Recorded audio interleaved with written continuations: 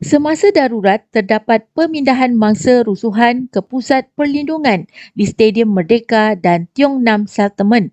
Kawasan Kampung Baru dipagar pihak berkuasa dan disediakan perlindungan pihak tentera.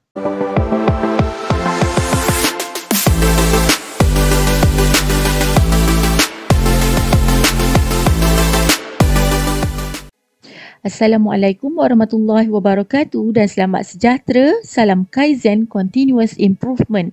Hari ini cikgu nak bincangkan tentang topik 6 iaitu sejarah KSSM tingkatan 5 pada bahagian kecil 6.5 tragedi hubungan antara kaum. Jom kita lihat kepada perkongsian yang berikutnya. Kita lihat pada yang pertama iaitu rusuhan kaum. Apakah faktor-faktor yang menyebabkan rusuhan kaum? Kita lihat faktor yang pertama adalah keadaan dan keputusan pilihan raya umum ketiga 1969 merupakan penyebab utama. Ketegangan kaum bermula dengan kempen pilihan raya. Terdapat parti politik mengeksploitasi isu yang menyentuh sensitiviti sesuatu kaum semasa berkempen. Jadi, ini menyebabkan pencetus utama rusuhan kaum. Seterusnya, Parti Komunis Malaya telah mengambil kesempatan mempengaruhi penduduk supaya bermusuhan antara kaum semasa pilihan raya. Yang ketiga, parti yang bertanding telah berkempen menggunakan sentimen perkauman dan keagamaan untuk mendapat sokongan daripada pengundi. Seterusnya, perarakan kemenangan pilihan raya menjadi tidak terkawal, menimbulkan kekacauan dan perbuatan provokatif. Dan akhir sekali, ketidakseimbangan dalam ekonomi dan sosial negara juga menjadi faktor yang menyebabkan rusuhan kaum 1969. Apakah langkah yang telah diambil bagi mengatasi masalah peristiwa 13 Mei 1969? 3 langkah telah diambil oleh kerajaan. Yang pertama, langkah untuk mengadakan darurat. B. Majlis Gerakan Negara dikenali sebagai Mageran. Dan C. Peranan Raja. Kita lihat kepada langkah darurat. Kerajaan memastikan penduduk mendapat bekalan makanan semasa darurat dan parlimen telah ditangguhkan dan perlembagaan digantung. Maksudnya tiada kerajaan pada masa itu dan kerajaan telah diambil alih oleh Mageran.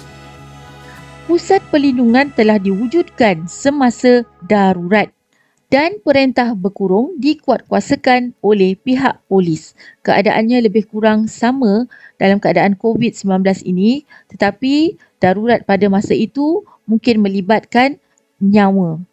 Dan ia adalah sesuatu situasi yang sangat berbeza.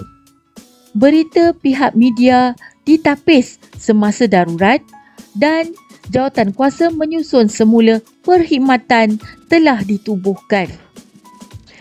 Semasa darurat, terdapat pemindahan mangsa rusuhan ke pusat perlindungan di Stadium Merdeka dan Tiong Nam Settlement.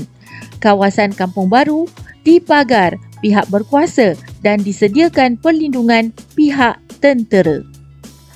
Kita lihat kepada Majlis Gerakan Negara iaitu Mageran di mana Yang di-Pertuan Agong telah memperkenankan penubuhannya dan dipengerusi ataupun diketuai oleh Tun Abdul Razak Husin dan dianggotai oleh pegawai perkhidmatan awam, pegawai tinggi polis dan tentera.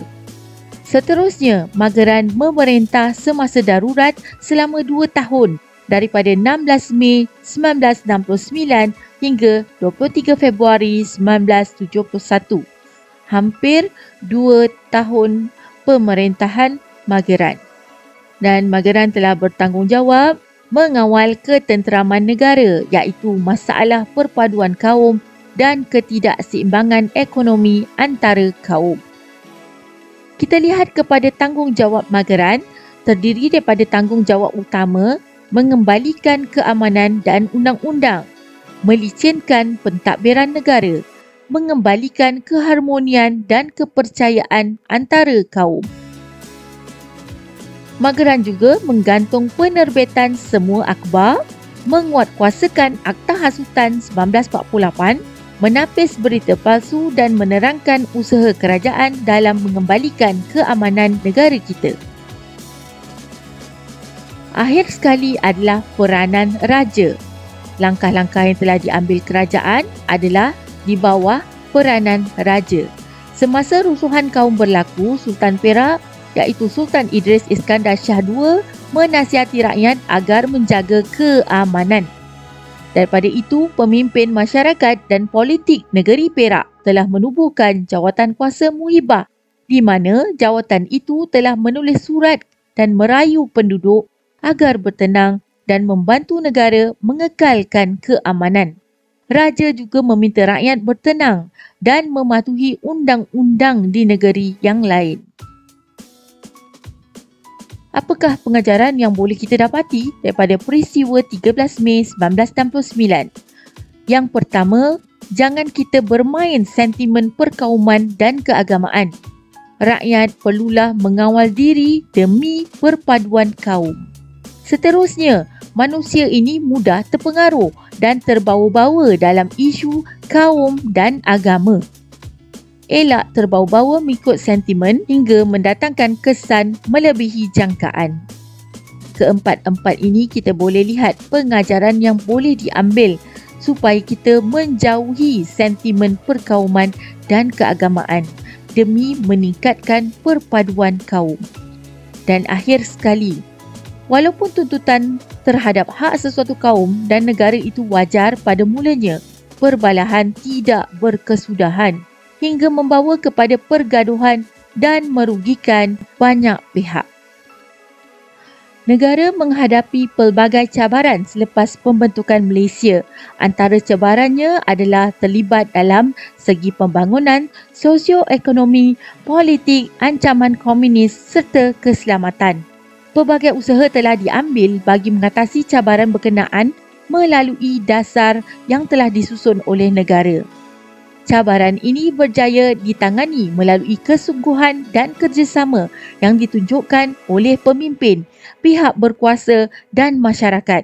Jadi, sebagai rakyat Malaysia, kita harus bekerjasama bagi mengekalkan keamanan yang dikecapi agar hidup berada dalam keadaan aman dan makmur.